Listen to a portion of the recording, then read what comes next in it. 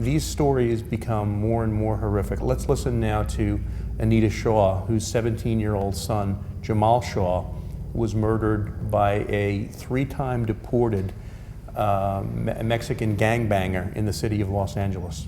While I was serving my second tour of duty in Iraq, my son, 17-year-old Jamal Andre Shaw II, was murdered by a legal alien gangbanger.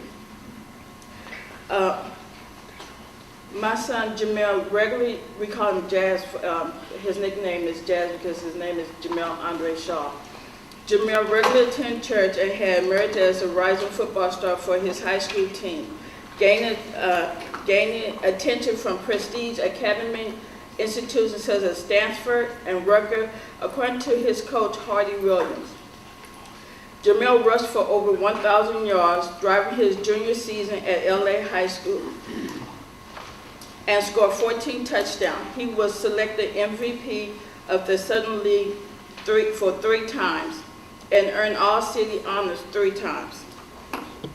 His exploit on the football field had led many to believe that he was set to earn a scholarship to attend college and to continue his athletic career. His father and I were so proud and filled with excitement as we watched him become the man that we always knew that he would be. As he walked home from the mall on March the 2nd, he was 3 doors from the house when Pedro Espinoza went to see the neighbor next door. On his way back, he saw my son and went to the car.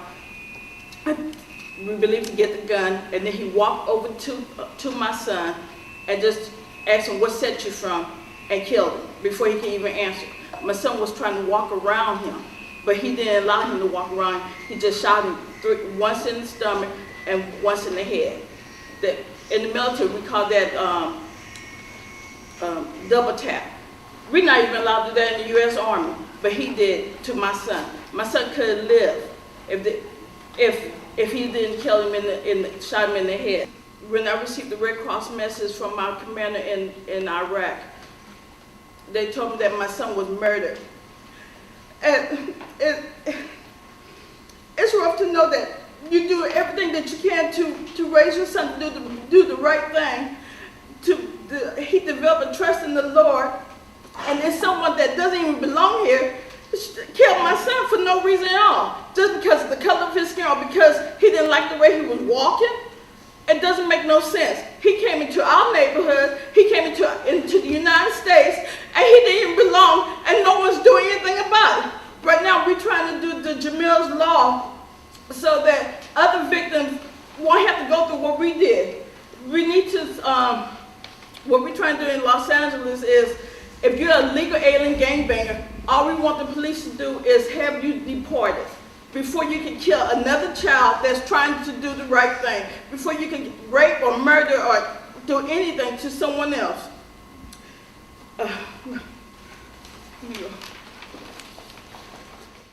We're supposed to be the land of the free, the proud, the brave, but it seems like we're being taken over by another country, by the illegal alien gangbangers that's come here to hurt U.S. citizens.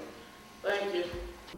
Did I hear clearly that Sergeant Shaw's son's killer was released the night before? That's correct. Pedro Espinoza was arrested and released the night before he killed Jamal Shaw. The Shaw family has made it a very large priority to lobby the citizens of Los Angeles for the passage of what's now known as Jamal's Law, which would in effect negate that city's sanctuary city policies. What is truly horrific about the Jamal Shaw's killing is not only the fact that a 17-year-old young man who had all the promise in the world, being recruited by Stanford University to play football, being recruited by Rutgers University to play football, that his life was senselessly ended. But what makes it worse, as Sergeant Shaw indicated, is she was serving her second tour of duty in Iraq when she got the word from the Red Cross to come home that her son was murdered. And as her testimony indicated, she felt and her family feels that she was safer in Iraq than her son was on the streets of Los Angeles, primarily due to that city's failure to enforce immigration law. That is terrible.